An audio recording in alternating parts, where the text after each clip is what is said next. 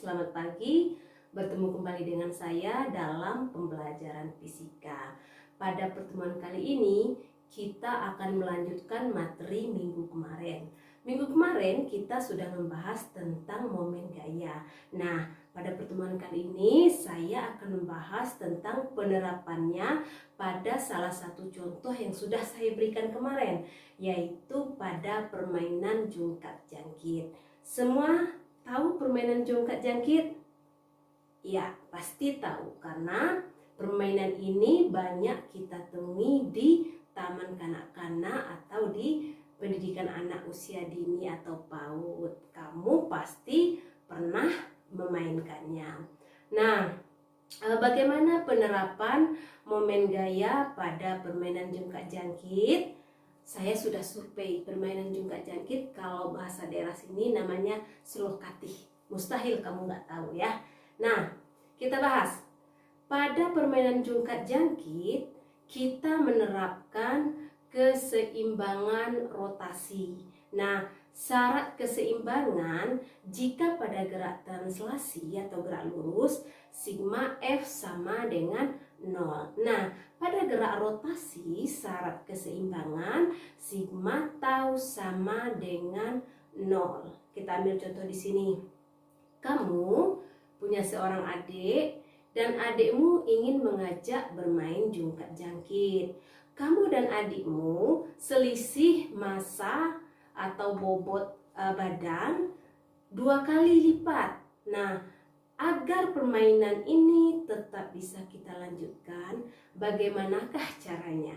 Perhatikan, untuk permainan jungkat jangkit, papan permainan tidak bisa kita abaikan. Karena apa? Karena nilainya ada dan pastinya besar.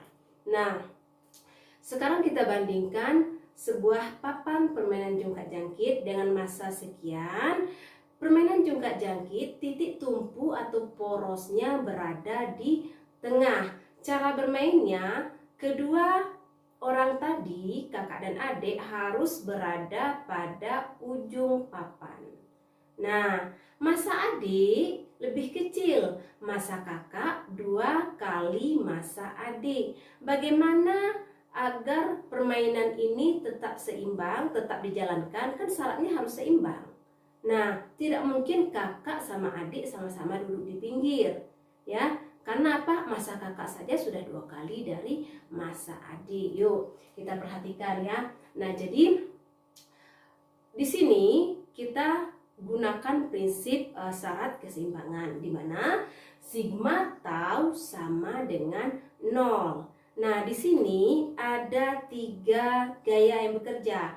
F1 itu pada adik di ujung, F2 pada kakak di ujung sebelah yang lain. Kemudian ada gaya berat dari papan. Gaya berat ini adanya di tengah-tengah dan ingat arahnya selalu ke bawah. Kemana arah gaya oleh kakak dan adik ini? Kakak dan adik ini juga arahnya ke bawah.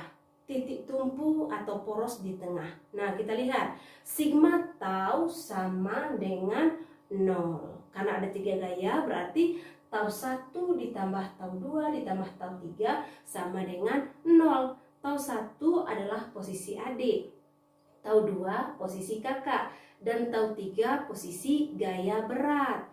Gaya berat di tengah-tengah, otomatis R sama dengan 0. 0 dikali dengan berapapun besarnya gaya berat, hasilnya tetap 0. Yang tersisa adalah kakak dan adik saja. Ya, ingat kakak dan adik di sini yang bekerja juga gaya berat. Anggap massa adik 2 kali lipat dari berat kakak, 2 kali lipat dari berat adik. Maka kita masukkan nilainya.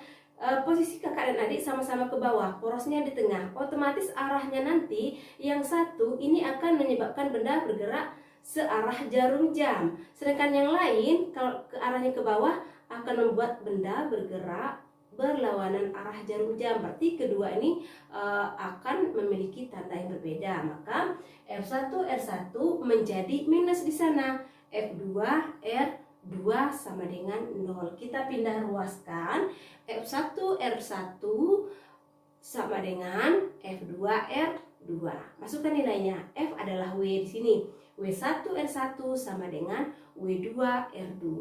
W1R1 sama dengan W2 tadi 2 kali W1.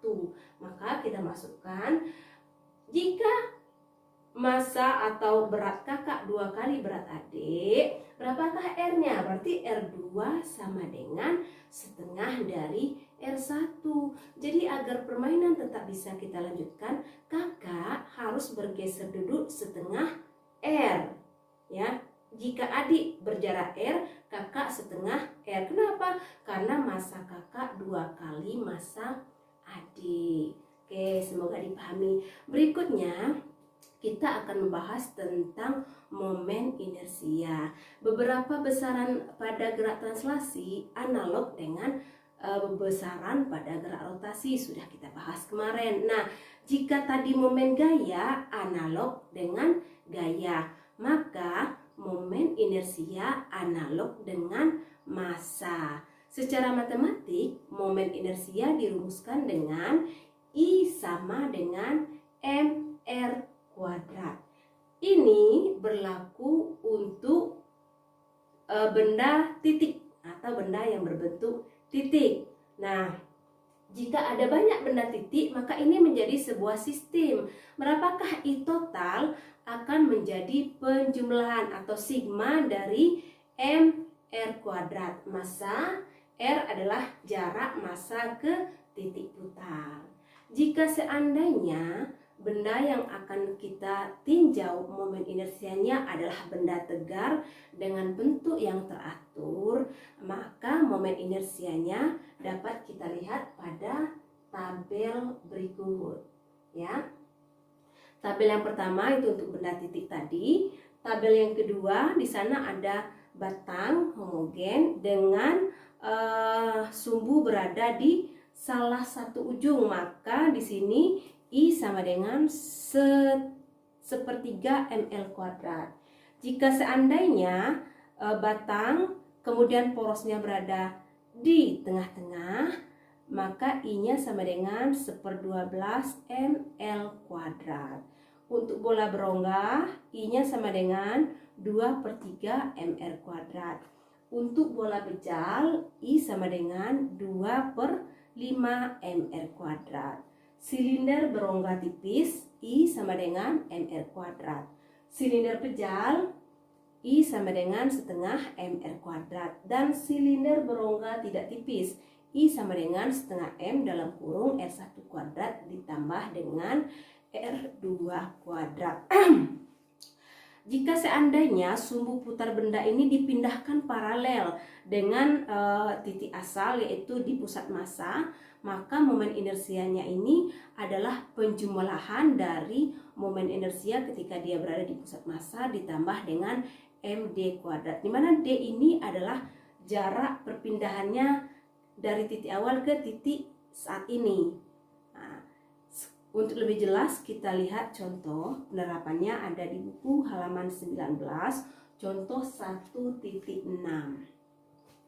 Tentukan momen inersia sebuah piringan jika sumbu putarnya terletak di pinggir piringan dan sumbu ini sejajar dengan sumbu yang melalui pusat massa. Kita lihat untuk piringan itu momen inersianya jika dia berada di pusat massa atau di tengah itu setengah mr kuadrat.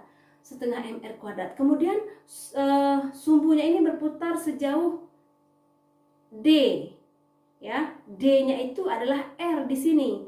Maka momen inersianya menjadi I di pusat massa tadi yang telah ditetapkan ditambah dengan md kuadrat. Karena D sama dengan R, maka I sama dengan I di pusat massa ditambah mr kuadrat. I di pusat massa pada piringan bernilai setengah mr kuadrat, maka I sama dengan setengah mr kuadrat ditambah dengan mr kuadrat sama dengan 3/2 mr kuadrat. Nah, kemudian karena kita sudah memahami tentang dua momen yang ada pada gerak rotasi, momen gaya dan momen inersia, keduanya ini ternyata memiliki hubungan. Kita lihat hubungan antara momen gaya dan momen inersia. Kita awali dari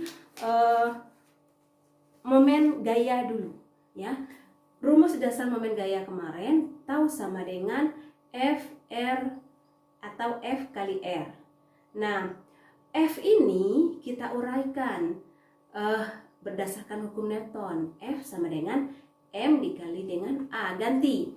Sehingga tau sama dengan M dikali A dikali dengan R.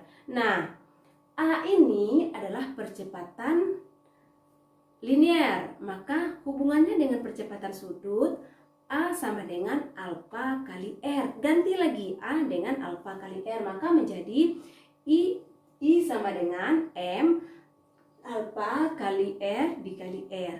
R dikali R, R kuadrat, maka M alfa R kuadrat. Tempatkan R kuadrat di depannya, menjadi M R kuadrat kali alfa.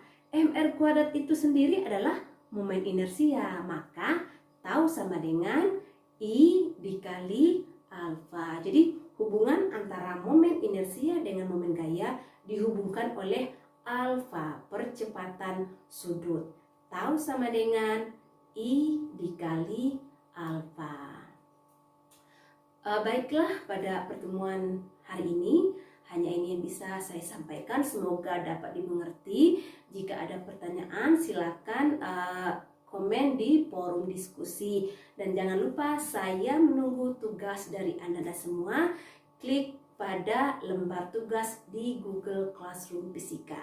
Demikianlah, lebih dan kurang saya mohon maaf. Wassalamualaikum warahmatullahi wabarakatuh.